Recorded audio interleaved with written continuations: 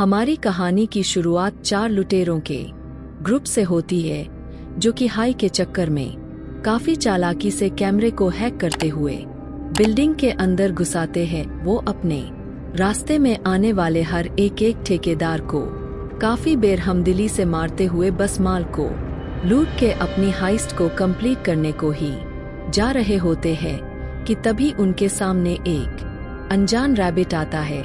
हाँ दोस्तों, मैं मजाक नहीं कर रहा। वह 6 फुट का रैबिट जो कि बातें तक कर सकता था। वो रैबिट उनकी सोच से ज्यादा बढ़ के होता है तो वह फौरन से अपनी गनों को उसकी ओर तार देते हैं। वो रैबिट इस पर बोलने भी लगता है, तुम अमेरिकन्स इंसानों की स्पीशी में सबसे ज्यादा बेहतर हो और इस सब के बावजूद भी तुम भी बाकी इंसानों की तरह नादानी ही हो। जिस चीज को तुम लोग समझ नहीं सकते तुम लोग उससे बेरहमत दिली से जला डालते हो और मार गिराते हो। और जरा देखो तो सही तुम लोग की नादानी तुम्हें कहां तक ले चली आई। तुम लोग इस 1.5 मिलियन की कीमती पत्थरों के चक्कर में असली चीज को तो भूल ही गए। यह बोलते हुए वो रैबिट अपने हाथों को कांच से कवर एक तलवार की ओर बढ़ाने लगता है।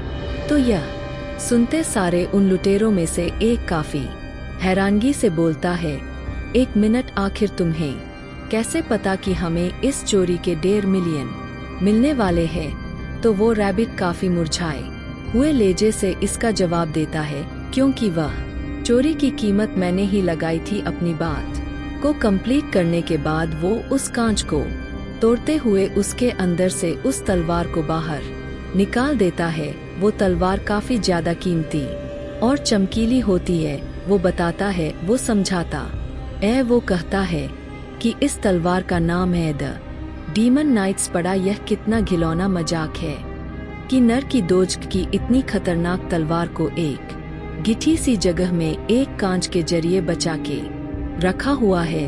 वो लुटेरों से सवाल पूछता है, सोचो अगर दोस्त न होती तो इंसान आखिर कितने ज्यादा गुनाह के ऊपर गुनाह करता चला जाता। यह काफी हैरानगी सी बात है कि वह सिर्फ और सिर्फ दोज़ख की दुनिया से ही डर कर अपने गुनाहों से दूर रहता है और वह दुनिया कोई और नहीं बल्कि मेरी दुनिया है। तो इन बातों से हमें इतना तो मालूम पड़ता है कि यह हेल्थ से आया हुआ एक डीमन है। उन्हीं लुटेरों में से एक आगे बढ़ते हुए कहता है कि रैबिट, तुम काफी ज्यादा बर्बाद कर रहे हो पर मुझे इससे फर्क नहीं पड़ता। फर्क तो मुझे इससे पड़ता है, तुमने जो इन कीमती पत्थरों की 1.5 मिलियन की कीमत लगाई है वह हमें हर हालत में चाहिए। तो आगे से वह रैबिट कहता है, हाँ हाँ तुम लोगों को मिलेगी और जरूर मिलेगी। यह कहते हुए ही वो रैबिट फौर से अपनी तलवार को लहराते हुए काफी खूबसूरती से वहीं पर उस लुटेर की गर्दन को काट डालता है, जिसको देख के बाकी लुटेर काफी ज्यादा डर जाते हैं। वो फौरन से उसके खिलाफ अपनी गोलियों को आजमाते हैं और बरसाते हैं, पर रैबिट ने भी कच्ची गोलियां नहीं खेल रखी होती। हम देख पाते हैं कैसे वह अपने तलवार के दम पर उनकी एक एक बुलेट को वहीं पे डिफ्लेक्ट और काटता चला जा रहा होता है। मेरे भाई लोगों, और बस नजर चपकने की ही देर होती है कि एक एक करके रैबिट उन सारे के सारे लुटेरों की जान को वहीं पर नोच लेता है, जैसे तैसे करके, जब तक वहां पे सिक्योरिटी पहुंचती ही है कि वह रैबिट्स बॉन्स को ट्रिगर करके अफरात फ्री का सहारा लेके यहाँ से रफू चक्कर हो जाता है। तो यार, वैसे तो ज्यादातर एने की कहानी हमारे मेन कैरेक्टर से शुरू होती है, लेकिन इस बार की कहानी थोड़ी सी अलग है। इस बार की कहानी हमारे दुश्मन से शुरू हुई है। सीन कट होके एक अनजान मदर और एक अनजान बेटी पे जाता है, जहाँ पे उसकी मदर उसके खिलौने का पीछा करते करते एक अनजान सुनसान गलियों में आ जाती है। और इससे पहले वह वहाँ से निकल भी पाती कि अचानक से वह अपने आप को कुछ अनजान डीमन से गहरा हुआ पाती है। वह चिल्लाती है और उसकी आवाज को कोई तो सुनता है, पर इससे पहले वो डीमन उस अनजान औरत के दम को तोड़ भी डालते हैं कि इससे पहले काफी खूबसूरती से हमारा मेन कैरेक्टर दांते एंट्री मारता है और अब हम देख पाते हैं दांते कैसे अपने शूटिंग स्किल के दम पर तीनों की तीनों डीमंस पे अकेले ही ना की सब बाड़ी पड़ता है, बल्कि उनके काम को वहीं पर तमाम कर डालता है। वो मदर उसका शुक्रिया अदा करती है और बस यह लोग जाने ही लगते हैं कि अचानक से हमारे मेन कैरेक्टर दांते को उस बच्ची के अंदर एक डीमन की परछाई दिखती है। वो चाहता तो वह वक्त पे उस बेटी का काम तमाम कर देता, लेकिन उसकी मदर की अफरातफरी की वजह से वह ज्यादा कुछ ना कर पाता। बदकिस्मती से वह मदर अपने डीमन बेबी को यहाँ से ले जाती है।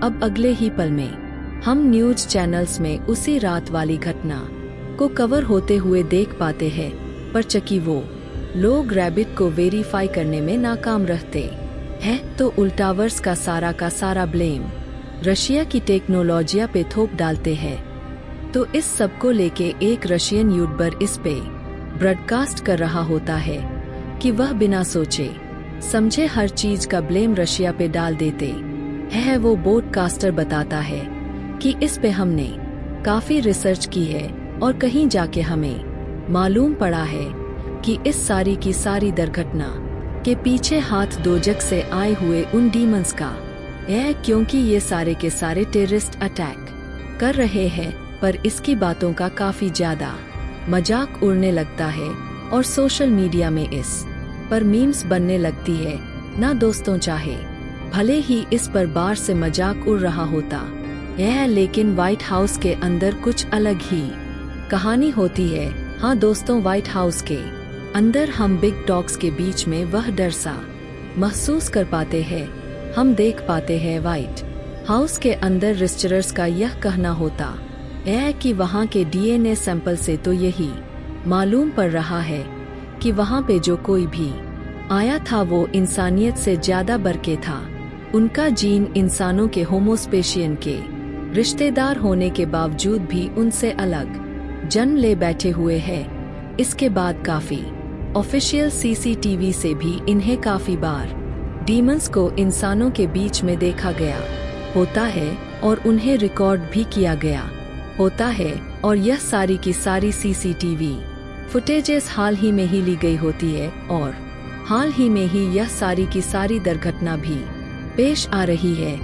मेरे भाई लोगों, वो बताते हैं क्योंकि इंसान हमेशा से किसी दूसरी चीजों की खोज में जारी रहते थे और इसी चक्कर में इंसान गलती से डीमन से जा ही मिला। इंसान चाहे भले ही एलियन से मिलने से तो नाकाम रहा, लेकिन इस चक्कर में हम लोग डीमन से जा मिले हैं। और इसी रिसर्च के बीच में हमने इंसानी और डोज के बीच में उस ब्रिज का पता लगा दिया जो कि दोनों डिमेशियर्स के बीच में एक दीवार की तरह काम कर रही थी। उस दीवार में कोई छेद भी नहीं था। हजारों सालों की क्वांटम फील्ड ने उसे पूरे तरीके से सील करके रखा हुआ था, मगर बार बार और लगातार कुदरती बदलावों की वजह से इस क्वांटम फील्ड में छोटी सी जगह बन जाती है, जिसे हम आम शब्दों में पोर्टल का नाम देते हैं। यह पोर्टल्स डीमंस को एंटर करने की इजाजत तो देती है, लेकिन साथ ही साथ उन्हें रोकने का काम अभी भी कर रही है, जिसके कारण एक वक्त में सिर्फ कुछ ही डीमंस इंसानी दुनिया में आ सकते हैं। यह डॉक्टर डार्क रमक के लिए काम करता होता है, जिसने काफी रिसर्च की होती है, जिस फाउंडेशन को वाइस प्रेसिडेंट अपनी फंडिंग से चलाते हैं। के इसी बीच में यहाँ पे एक और अनजान शख्स एंटर करते हुए कहता है कि उस बिल्डिंग की सीसीटीवी फुटेज हमारे हाथ लग चुकी है और यह लोग जब उसे प्ले करते हैं तो उनकी जैसे के रूए ही कांप उठती है। हम देख पाते हैं कैसे वो रैबिट बेरम दिल्ली से उन लिटरों को मार रहा था। उसको देख के अब तो इस बात का सबूत उन्हें मिल ही जाता है कि डॉक्टर ने जो भी रिसर्च की थी इन टीम्स को लेके, वह सारी की सारी सच्ची। वो रैबिट यहाँ पे काफी बड़ी अनाउंसमेंट करता है कि हल के दरवाजे जल्द ही पूरे तरीके से खोल दिए जाएंगे। अगर कोई भी इंसान इस जश्न में शामिल होना चाहता है, इस जश्न का हिस्सा बनना चाहता है या फिर इस रैबिट को पकड़ना चाहता है तो जाओ हंटर को पालो। मेरी तरफ से दिलों की गहराइयों से तुम सभी का नरम स्वागत है, जिस सबको देखने के बाद इन सब के कलेजे जैसे कि अब इनके मुंह को आने को लगते हैं। वाइस प्रेसिडेंट यहाँ पे बोलने लगता है, हमने बरसों लगा दिए थे डीमंस और गोस्ट का सबूत के ढूंढने के चक्कर में। साइंस ने तो कभी इनसे इनकार किया ही नहीं और ना ही इनकी मौजूदगी को कभी एहसास में लाया भी, पर आज हमने इस सब का सबूत दे दिया। बल्कि हमने क्या सबूत, तो खुद ही हमारे पास चल के आ गया। हाँ, खुदा की तरफ से हमारी जंग अब हम लेके जाएंगे डीमंस के खिलाफ। हम उन्हें घसीटते घसीटते उन्हें दोबारा उनकी ही दुनिया में फेंक डालेंगे, मतलब कि 2 जग तक। तो यार, डॉक्टर यहाँ पे मजीद बताता है कि जैसे कि उस रैबिट ने कहा कि अगर इस जश्न में शामिल होना चाहते हो और मुझे पकड़ना चाहते हो तो इसके लिए पहले तुम्हें उस हंटर को ढूंढना होगा। यहाँ पे हंटर से मुराद डीमन हंटर की होती है मेरे भाई लोगों। तो हाँ यार, यहाँ पे वाइस प्रेसिडेंट अपने ऑर्डर्स को जारी करता है कि सारे के सारे डीमन हंटर्स को पकड़ के मेरे पास ले आओ। और दोस्तों, सारे के सारे डीमन हंटर में से जो सबसे होनहार है वो कोई और नहीं बल्कि हमारा मेन कैरेक्टर दांते है। हम देख पाते हैं कैसी सारी की सारी फोर्सेस एक एक करके सारे के सारे डीमन हंटर्स को पकड़ने लगती है। अब कहानी हमारे मेन कैरेक्टर दांते पे जाती है, जो कि एक रेस्टोरेंट में अपने ऑर्डर को रिसीव करने ही आता है कि तभी उस पे अचानक से एक अनजान डीमन का हमला होता है।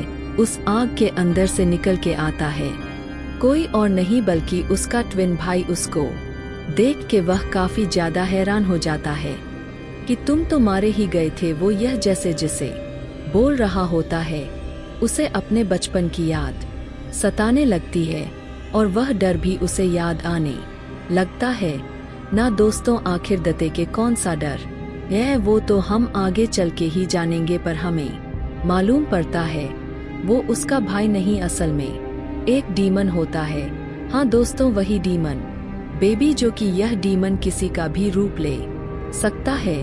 दंते जैसे तैसे उस डीमन के खिलाफ शूट करता ही है।